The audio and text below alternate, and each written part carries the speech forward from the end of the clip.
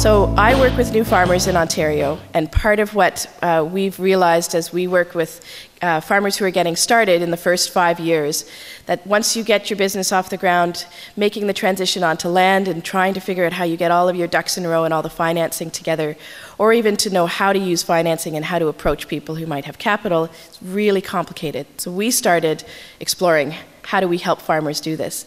And I started talking with people in Ontario and people across different provinces, and then I started talking to the fisher folk on the different coasts, and it all felt like we were talking about exactly the same things. Access to capital plays a huge role, as well as the management of the resources, whether it's land or it's fish. Our geographic focus is California, Oregon, and Washington, those 3 states on the west coast of the US. So we have 3.8 million available to work with, and of that, 1.7 million is committed in our loan portfolio. We spend our time trying to convert private capital into sustainable capital, long-term committed capital. We bought an old derelict feed mill. Most of them in your towns have been torn down, burned down, or converted to something else since then. Ours was about to be burned down by vandals or one way or another disappeared. And we picked it up for $20,000, but over the space of 15 years put $1 million into it. Well, where did that come from? That's my story.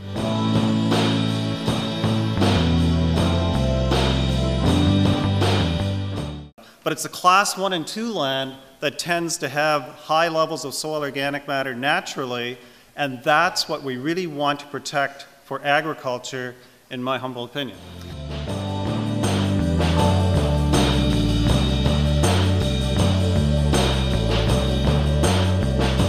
So think of this.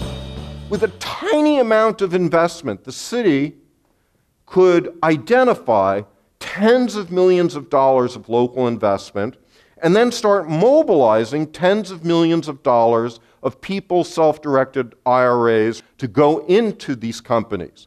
It's a home run waiting to happen.